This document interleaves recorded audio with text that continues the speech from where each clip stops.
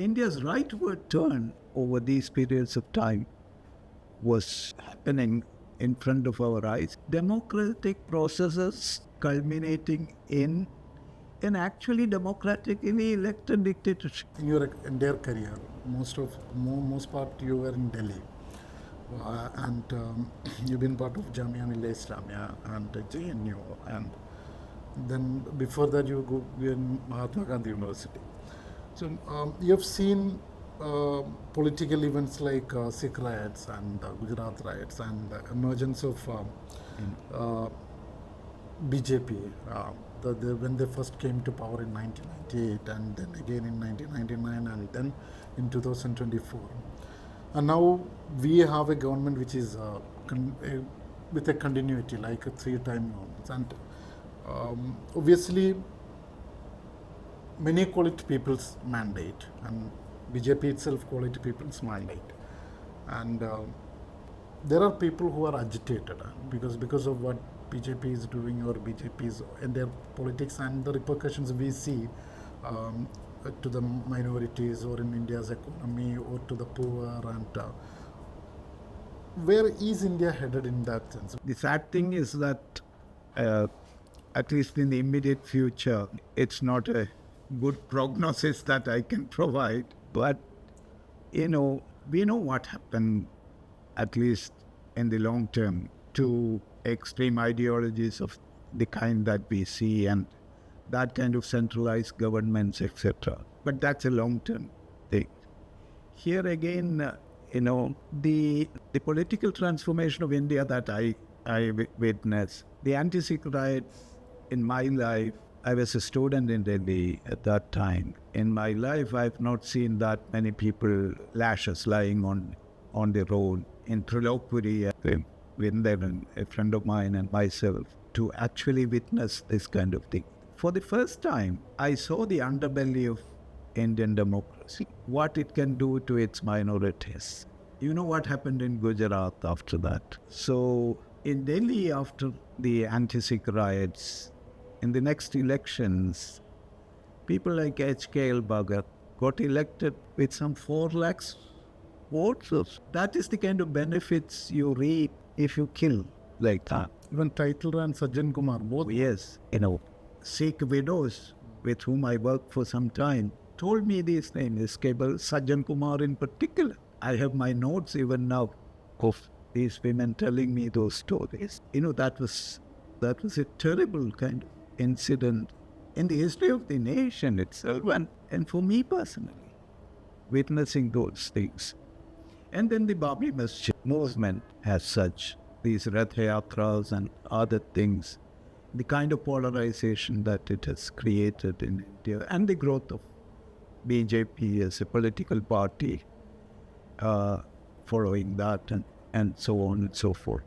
India's rightward turn over these periods of time was happening in front of our eyes, even though people like me were involved in at least sensitizing what part of society we could do that, even going to small towns and villages and telling people that this is really what's happening. So one could see that consolidation coming up. As an academic, I look at the nature of transformation of democracies itself as a very significant area where we should, at least those who are interested in, understanding democratic theory, etc. Illiberal democracies, is the norm of the day across the world, as you know. Not liberal democracies or illiberal democracy.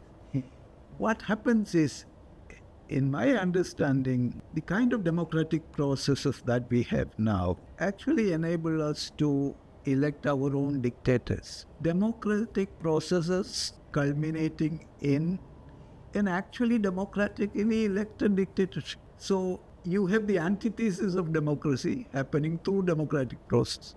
We have reached such a stage across the globe. India is a typical example of that. And therefore, our rethinking should be on what happens to democracies in the very idea of it and the processes through which that was historically done. And this neoliberal context that we have discussed, minimum government and maximum government as a corollary to that. So that has a lot to do with this election of dictatorships. And democracies, established democracies like the United States, Britain, India is the largest democracy undergoing this kind of a change. But see the United States and Britain and so on. Their activities in Iraq, in Afghanistan, in Libya, there's the old thesis by Immanuel Kant, democratic peace idea, that democracies do not fight war against each other. This is a liberal dictum. But it is these established democracies that have killed actually millions of people in our midst. This is precisely what happens to democracies, whether people have control over their states. Iraq war was fought on a flimsy lie, isn't it? Yeah. And a long historically formulated Islamophobic Orientalist ideology as well. But the reason provided was a lie. But you can kill so many people. And who is doing it? Not only dictatorships here, everywhere killing people. These are much more. The volume of it is huge. This is precisely what kind of democracy that we should have. So our central political question, therefore, now is that these democracies create these dictatorships, and we have only democracy as an answer to dictatorship. Yes. So it's a very big contradiction in itself. So we cannot say that we don't want democracy. Maybe we have to say we want a different kind of democracy. And what is its form? How can we prevent the emergence of dictatorships through democratic means? Many things we have to discuss. People who are working on politics, international politics in particular, have a duty to do that and have a much more intense debates on this, so that at least we understand what's happening and we can somehow intervene and transform the direction in which different states in the world are undergoing at this moment. Because everyone is worried about the very election of Donald Trump now is that many such governments exist, and we are no exception. Related to that, and we've been part of academics for more than 40 years, 4 decades, and now what we see in our country is that especially central universities like JNU, Delhi University, and Jamia Millia is being taken over by a particular idea, an ideology, and recruitments, and in some allegations are there even admissions are happening on the base of what the government wants. A major taking over of educational institutions happening in the process, what we see now. You being an academic and fought several battles with the right-wing ideology. I mean, again, how it's going to affect our entire knowledge system and generational values and everything. Yeah, this is a very significant thing. The right wing has created such a situation where, it's not that politicization of the academic realm was not happening earlier, but it has gone to such extents now that, several social groups are excluded altogether from recruitments, from education as such. Not only as teachers, but as students, as you mentioned. The chances for higher education are restricted in several ways. One important change is extreme centralization of higher education system in the country. You could see that the University Grants Commission is asking every university in the country to follow a particular pattern and threatening university acts and statutes. If you don't change that according to the UGC directives, you will be blacklisted from universities, recognized universities. You will not get funds. And taking the state's rights of universities. Yes, that is where the whole federal system, education in the concurrent list, that idea is no more valid. That the states hold on on education, particularly on higher education, has been reduced to such extent that it has no influence at all. Appointment of vice chancellors, the kind of selection committees that, as a result of that comes to the universities. So even if your state is not ruled by the ruling party at the center, your appointments will happen according to their whims and fancies. So this kind of a situation, this no regard to federalism as such. And so this is basically not only a question in the educational field, this is a political question. Whether Indian states have authority according to a federal imagination of our politics and constitution that we have. And they find themselves now succumbing to this kind of diktats from above. Jawaharlal Nehru University, for example, JNU is formed through an act of Indian Parliament.